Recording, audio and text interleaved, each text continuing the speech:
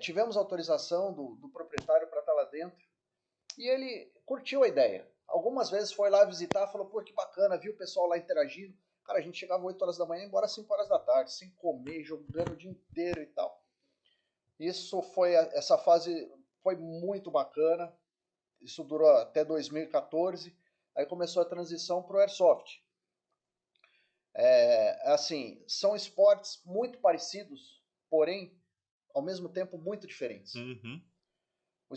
O Airsoft já preza muito pela realidade do equipamento, pelo grau de profissionalismo que você está paramentado para você se equipar para entrar numa missão de Airsoft, num jogo de Airsoft. Aí a gente volta lá atrás, tá? Mas aonde nasceu o Airsoft? Eu falei, cara, eu tenho que aprender tudo de novo. Será? Eu vejo o Airsoft como estratégia e o paintball como oba-oba. O paintball, existem grandes jogos também de estratégia. Eu fui num jogo de paintball lá em São Paulo. Uma dica pro público em geral, não pro cara que é o profissional, né? Os caras são muito divertidos, muito divertidos. Eu fui num jogo lá em São Paulo, cara. Eu falei, putz, 200 caras para cada lado de paintball. Caramba. Era do Banespa, no antigo centro da tesouraria do Banespa. Era pro lado de Santo André, São Bernardo, não me lembro. E eu falei, cara, eu vi um cara mais antigo montando uma mesa de som com umas antenas e tal. Eu falei, cara, o que esse cara vai fazer? Isso aqui é jogo de paintball. Como é que esse cara tá montando uma rádio pirata aqui, cara? Isso aqui vai todo mundo preso, não sei o quê. Cara, a vibe do cara era coordenar o time. O cara tinha umas antenas que ele coordenava o time, o esquadrão, dentro do mapa. Ele que comandava a equipe dele. Via rádio. Via rádio. Ele tinha o comandante, ele tinha o cara que falava, só um cara podia falar com ele. Sensacional o nível de organização que esse cara tinha. E também existe o paintball for fun, que a gente chama, que é aqueles campinhos menores, reduzidos. É do oba-oba, a galera vai pra meter bala no outro mesmo e tá nem aí. Exato, faz o primeiro contato, vai lá, tira com bolinha atrás daqueles bunkers infláveis, que é o que tinha aqui na Raposo, né, do pessoal lá do Marco. Um abraço pro Rodrigo, pro Alemão, pro Farinha, que é os caras aqui. Só uma puxadinha no microfone. Aqui. Não, puxa o microfone, não sai pra frente. Só puxa o microfone mesmo. Aí. Eu não consigo, eu não tenho essa coordenação. Quando eu vou, vê os dois, manja. Entendeu. Então, beleza. Então, um abraço lá pra galera do Raposas. Cara, os caras tinham um time profissional de paintball. Eu lembro da época. Fera, hein? Os caras foram o segundo lugar do campeonato sul-americano, que foi feito na Argentina. Meu, os caras eram bons. E aí foi acontecendo do paintball. A gente chegou a ser patrocinador pela Z Sports, da Confederação Brasileira de Paintball. A gente cedia equipamentos para o pessoal sortear lá nos campeonatos e tudo. Foi muito bacana. Um abraço pro Clóvis Eduardo, que foi o cara que permitiu a nossa entrada lá na Confederação. Paulo Fará, Richard, esses caras todos aí. Aí aconteceu a transição para o Airsoft. Eu falei, cara, uma nova montanha. Eu sempre tive comigo que nunca tá dentro da zona de conforto. Eu nunca fui um cara confortável e conformado.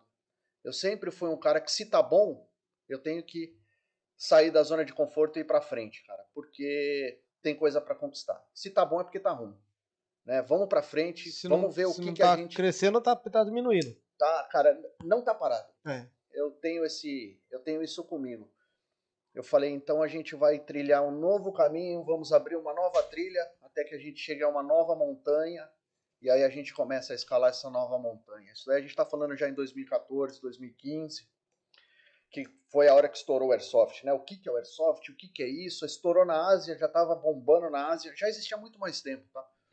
Mas bombou na Ásia 2012, 2013, o que é isso? É uma bolinha que atira nos outros, mas os caras estão jogando, mas a gente não entendia, né? Como que pode uma bolinha que não marca? Pra gente do paintball, isso não existe, cara. Você fala, meu, umas arminhas de motorzinho. Não vai dar certo. Isso daí não vai pegar, meu. Eu não acreditei nisso. Não tem a tinta pra eu ver, porque é o São Tomé, né? Só acredito ver, não acertou? Olha a tinta lá. Pois é. Eu sou um cara que dou o braço a torcer, eu não acreditava. Só que eu não acreditava por quê? Falta de conhecimento. Aí eu comecei a estudar o fundamento do esporte.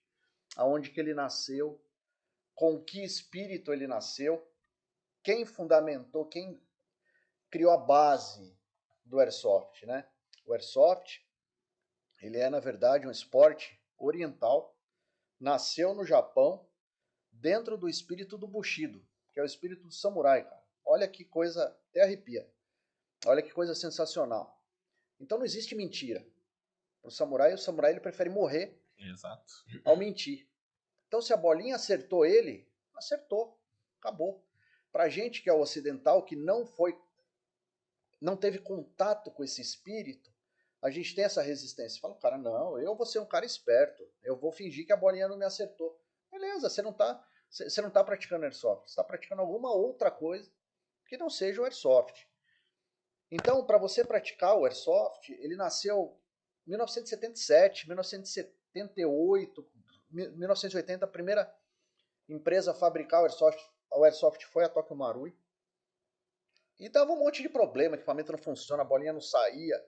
E quem criou foi os militares japoneses dentro de uma base americana, porque os caras não tinham o que fazer.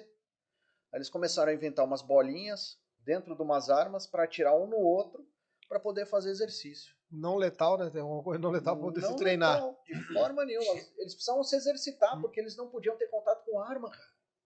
Eles tinham aquela restrição de armamento lá, da questão do Japão. Até hoje tem. Até hoje tem, os caras têm esse problema lá. E eles precisam estar em prontidão, tá em condições de e tal. Criaram. A Tokyo Marui falou, pô, vamos desenvolver uns produtos pro exército japonês treinar, porque os caras não treinam. Eles vão treinar com o quê? Não pode treinar com arma. Pronto, desenvolver, nasceu a Tokyo Marui, que hoje é referência no mundo em qualidade, né? Quando o pessoal fala Tokyo Marui hoje em equipamento de airsoft, é sinônimo da mais extrema qualidade. Pois bem, e para entender esse espírito do oriental, trazer para o ocidente, nossa, é difícil. É difícil, porque você tem que mostrar a verdade. É o esporte da verdade. Só que além da verdade, o cara que joga airsoft, ele tem várias lições dentro do campo. Não vamos falar só do equipamento que você tem que ter, que custa caro, da roupa que você tem que ter, que custa caro, do local que você tem que ter, que também é um campo que tem que ter uma estrutura mínima, pessoas juntos para praticar o esporte. Ali você tem engenheiros, você tem promotor, você tem eletricista, você tem comerciante, você tem policial, você tem militar, você tem um monte de gente praticando ali. E o esporte ele é tão apaixonante que ele te dá a opção de você usar aquilo que você está fazendo dentro do campo para sua vida. Cara, se eu sou um cara que consigo não sinalizar um tiro de uma bolinha, que é o mínimo que eu deveria fazer, como é que será que é minha vida? Como é que será que é meu negócio? É baseado na mentira?